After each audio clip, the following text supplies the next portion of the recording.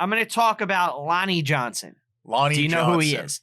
I don't know who Lonnie Johnson is. Who is Lonnie Johnson? So you're not going to know really too much about him, except for like, you definitely know his invention. All right? Okay, he's an inventor. He's an inventor. He's a black dude. From the United States? From the United States. Traffic light. Oh, I think I do. I think you're gonna, yeah. So he's a black dude. Won like science prizes in high school as a little kid. Really like smart dude. Came up with like all this shit. His first like big invention was kind of almost like a proto robot that worked by compressed air. Mm-hmm. And eventually he gets involved with NASA in the early 70s.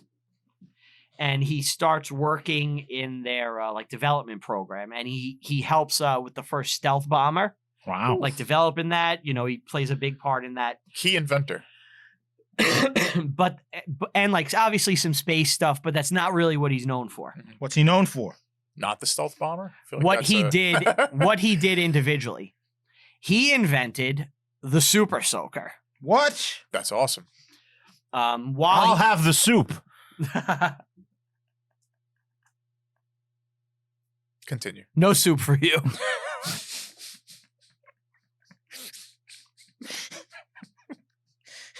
He invented the super soaker.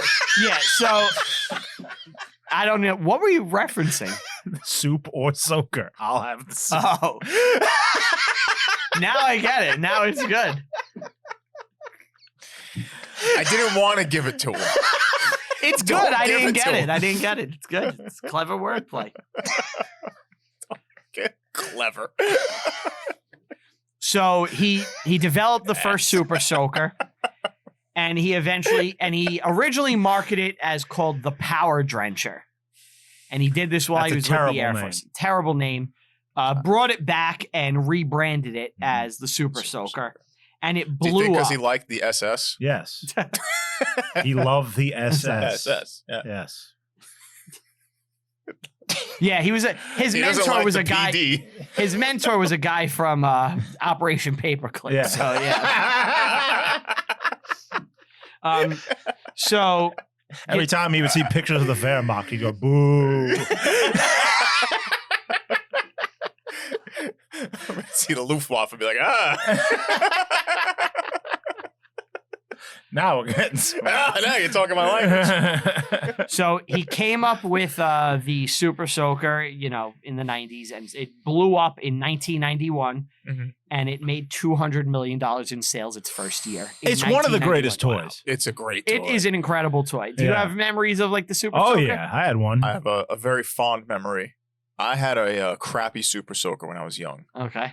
And you went far and beyond anyone's. I wanted to talk about this. So we would be like, oh, let's get our guns, and you would run in and get your Super Soaker. You start spraying each other, and Super Soaker. Brian goes, I'm gonna get my new one. Kids still like them. I don't know. I don't think kids like anything that's not on an iPad or iPhone, unfortunately. And Brian goes, I'm gonna get my new Super Soaker. We're like, oh, he's got a new Super Soaker, and you're thinking a Super Soaker. Hose. He has backpack. I had that Gatling gun with multiple settings. It didn't just like fire. It went like it was a stream that was probably like as thick as like my fist. It was like getting hit with like a fucking bat. Hurt. Yeah, it hurt. It would make you fly back. And he walks out like, I got my Super Soaker, and it made this noise. It didn't even like squirt. You heard the hose. It was a blast. It was the insane. only problem was you would run out of water so quick. I was constantly filling up. I had one like with the backpack. It might have been the same thing. Yeah. I couldn't use it. I was probably like 5 years old. And when it was filled, it was just too heavy. I couldn't lift it. So I remember hanging it on the mailbox. Like I fucking hung it on the yeah. And I was just stationary. You were stationary. All your friends are running around. If anyone comes near this mailbox. I'm looking at this is kind of the model. One. Yeah. This is kind of the one. It's not the exact, but it has yours had a backpack and it was gray. Mine was, but it's close. Huge. It's close to that, yeah.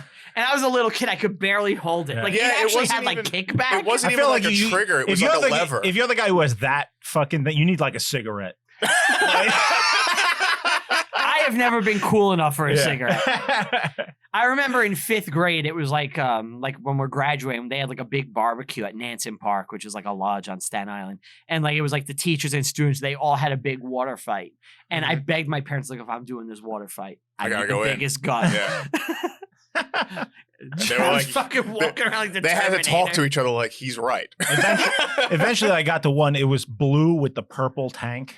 Ah, that's a classic. That's a classic. I had that. That was like my service weapon. Exactly. Eventually, I got kind of a standard issue one too, because I was like, the backpack is too much every time. I needed a sidearm. Yeah, right. Because I'd run out of water. You need a more versatile weapon. Yeah. Did anyone ever put Alka-Seltzer in the thing? No, get him. We're not psychotic. We don't try to kill our friends. What would Alka-Seltzer do? It fizzes. And do you get more water? Yeah, you get blinded when it hits your eye. You did that? I used to, yeah. Did you get more water pressure? I think I did. Yeah, maybe just come blind out. people. What are you doing? Did you ever put acid in there? One of my friends used to piss in there and spray Beaver in the face. What? No. Like, what? No. Ant's face was like Horrifying. Yeah. No. That definitely happened. Some fucking sick bastards, right? I remember there was a guy who was going to salad bars in Manhattan and spraying feces. Feces. Yeah. In fact, that was the famous story. We have a Russian friend, and his father, who is Russian, couldn't really, English was his second language. So he was reading, and he goes to his son. He read that story about the man spraying feces on the salad bar, and he asked his son, Raymond, what is fecus? Fecus. Raymond had to explain what fecus was. It's shit, Dad. Heavily quoted line. Yeah. Heavily quoted. So eventually, Lonnie Johnson Super Soaker, obviously big hit. Hasbro bought him out, but he still had a royalty deal. Mm-hmm. Sick. And then he developed another beloved toy. Really? The Nerf gun. Wow. He didn't stray far. I guess this guy likes arming kids. He's a military guy. Yeah. I'm like convinced he's like a CIA psyop. I feel like this guy's a hero. He made fucking awesome. I mean, these toys are cool. Yeah. Yeah. But at the same time, it is a bit like giving kids all these weapons. Well, that's what kids have been using forever. The kids were also using slingshots and BB guns before that. I will say, shots and BBs. Do you remember when we were kids? Yes. Really little kids. We did full-on World War II reenactments. I was a sniper. Storming up to like stairs. Yep. And Steve was always a sniper and shit. We have. There's a picture of all of us. We had to be like 8 to 11, like that age. Range. He was in the church tower. I think I'm holding, like, one of us is holding a Nerf gun, but then there's like 3 of us holding like exact replicas. One has an AK-47, one has an M4. It's hysterical. One kid I'll see is if I can find a stabbing picture. Brian, going shh, it might while well another kid cries in the stairwell next to him. I think our friend was checking the chamber to see if the gun was jammed. He's looking into it. Yeah. And it's like, this is hysterical. Well, one of our friends always, because he was kind of the one who would dictate like the play. He was the biggest one. Steve always died. I always was killed. Steve always was killed. It was so funny. He was always KIA. Yeah. He's like sniping, which is like, and then I got hit with like a tank shell. Oh yeah, you're dead. Yeah. It got Steve. Tank shell. Tank shell got me. It's like, I remember we used to play basketball, and I didn't know the fucking rules. I was real young.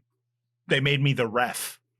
So like 2 kids were playing 1-on-1, and I would just, the one kid I didn't like, I would always just go foul. You fouled him. You got to give the other guy 2 free throws. Was it Frank, our friend Frank's nemesis? Okay. No. So he invented Nerf. Sick. Another big hit toy. Did you have a Nerf gun?